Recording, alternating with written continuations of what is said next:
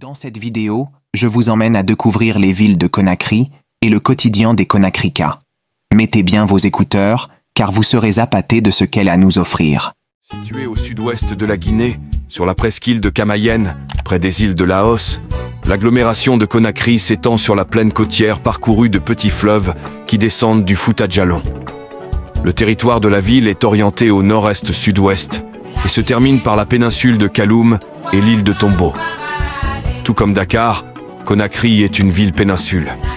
La presqu'île de Camayen se présente comme un promontoire rocheux d'une altitude maximum de 146 mètres.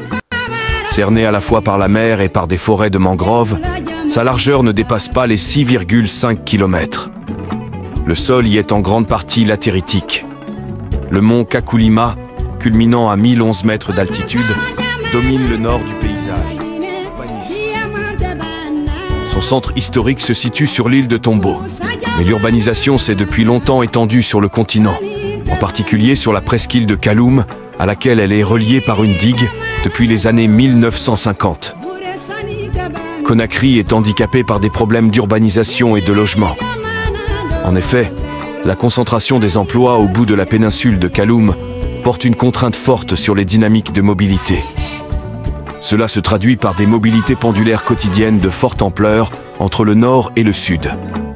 6 mobilités s'effectuent essentiellement par la route, ce qui pose des problèmes de congestion. 6 flux sont amplifiés par les flux de camions assurant le lien entre fret maritime et fret routier au niveau du port. Le gouvernement guinéen a décidé de répondre à cet enjeu de déconcentration des activités en lançant le programme Grand Conakry Vision 2024 pour réaménager la ville jusqu'à Kindia. La forme typique des bâtiments Conakricas est un bâti avec un étage comportant une boutique au rez-de-chaussée et un appartement au premier étage. Les toits sont couverts de tôles ondulées. À l'exception de projets de construction de tours ou de lotissements planifiés ponctuels, la ville a surtout connu une croissance organique, caractérisée par l'adjonction de chambres ou d'annexes à un bâti existant. L'habitat à Conakry reste caractérisé par une prévalence majoritaire de la précarité. De nouveaux immeubles de grande hauteur apparaissent depuis récemment au sud de l'agglomération. Conakry se caractérisait jusqu'alors par une croissance urbaine en grande partie horizontale. Ces constructions de plus de 7 étages, répondant aux normes de la ville globale, sont souvent produites par des groupes internationaux et remplacent des formes plus anciennes d'habitat, comme le village de pêcheurs de Kaporo.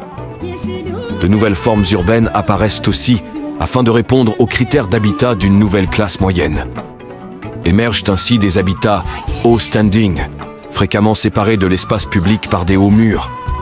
Le contraste est fort avec des formes plus populaires d'habitat qui autorisent les circulations entre les habitations et où l'espace interstitiel est considéré comme un espace collectif. En parallèle, des nouveaux lieux privés de divertissement et de consommation sont érigés, comme le centre commercial Prima Center à Kipé. La démographie des Conakricas, peuplée de 2 317 360, avec une superficie de 45 000 hectares, qui correspond à 450 km². Conakry bénéficie d'un climat tropical. La saison sèche est sous l'influence de l'harmattan de décembre à avril. La saison des pluies est intense et rappelle la mousson. Conakry compte beaucoup de clubs de football qui jouent dans l'élite comme Oroya AC, Afia FC, l'AS Kaloum ou l'Atlético de Coléa. Conakry dispose aussi des installations sportives les plus importantes du pays, comme le stade du 28 septembre, le stade général Lansana Conté, qui peut accueillir des matchs de football et de l'athlétisme, le stade de la Mission qui accueille seulement des matchs de football. Mais les quartiers de Conakry sont en manque d'infrastructures sportives, les jeunes jouent en tranche d'âge dans les rues de la banlieue. Économie. Le statut de capitale de Conakry lui confère une activité administrative importante, mais sa place dans les communications et l'économie en général est centrale. Elle occupe une grande place dans l'économie guinéenne, notamment grâce au port de Conakry, PAC. Un habitant moyen gagne en 2009 environ 600 000 francs guinéens mensuels, soit 65 €. La ville abrite de nombreuses usines Coca-Cola, boissons, Topaz, peinture et plastique, ciment de Guinée, Diamond Cement, cimenterie, Koya Eau Minérale, savonnerie Diama, Toguna Industrie, engrais. Depuis 2006, de nombreuses compagnies de télécommunications se sont implantées comme MTN, Orange, Intercell, Sotelgi et Cellcom. Le secteur bancaire s'est aussi développé ces dernières années avec notamment la Société Générale, Ecobank, Bitsigui et la Banque islamique. Paysage près de Tayaki. Les mangroves entourant la ville forment un paysage ressources aménagé, notamment à l'ouest et au nord-est de la ville, afin de permettre l'agriculture, notamment la riziculture, l'exploitation du bois et la saliculture. Ainsi, c'est l'ethnie Baga qui récolte historiquement le bora malais, le riz de mangrove en sous-sous, selon la technique de la riziculture pluviale. 8,5% des Konakrika pratiquent l'agriculture dans les bas-fonds et les mangroves défrichées situées autour de la ville. Ils pratiquent le maraîchage lors de la saison sèche et la riziculture lors de la saison des pluies. Cependant, l'extension de la tâche urbaine menace ces territoires consacrés à l'agriculture. À la fin des années 1990, les zones agricoles à Conakry ne permettaient pas d'atteindre l'autonomie alimentaire. Architecture et paysage urbain. Le Palais du Peuple 1967 est construit par les Chinois.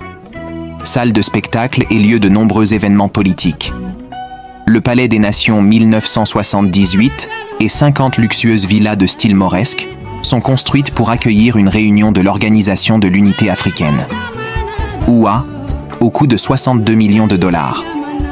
Aujourd'hui, ce sont les dignitaires du régime, les organisations internationales et les assistants techniques qui occupent les villas. La mort du président Sékou Touré cause l'annulation de la réunion de l'OUA. En 1996, le palais est la cible de militaires mutins et bombardé à l'arme lourde, incendié et pillé. Aujourd'hui, il a fait l'objet d'une reconstruction par le professeur Alpha Condé. Le Palais des Nations, appelé Palais Mohamed Cinque, est la fierté de certains Guinéens. La maison du Jardin Kamayenne avec sa galerie tournante et son escalier en colimaçon en fer forgé est le mausolée Kamayenne, où les grandes personnalités guinéennes sont inhumées, dont le feu Sékou Touré. La Direction nationale des douanes, à l'entrée du port de Conakry, restaurée en 1992, incendiée en partie en 1996, la gare centrale de Conakry, 1903, le monument du 22 novembre 1970. La ville est reliée par le transport aérien avec l'aéroport international de Conakry, ou Ahmed Sékou Touré International Airport. Il est aussi la base de la nouvelle compagnie guinéenne, Guinea Airlines. L'aéroport se trouve à 13 km au nord-est du centre-ville. Transport maritime. Port de Conakry. Le port de Conakry est un port à conteneurs, situé à Kaloum. Il est plus grand port de la Guinée. Le port autonome de Conakry, PAC, est spécialisé dans l'import de produits alimentaires, industriels et énergétiques, et dans l'export de produits miniers. En 2018, le PAC importait 6 712 783 tonnes de produits, soit 29% de produits divers, 25% de... Merci d'avoir visionné cette vidéo. N'hésitez pas de commenter et me dire les axes à améliorer. Je suis ouvert à cela. Peace out.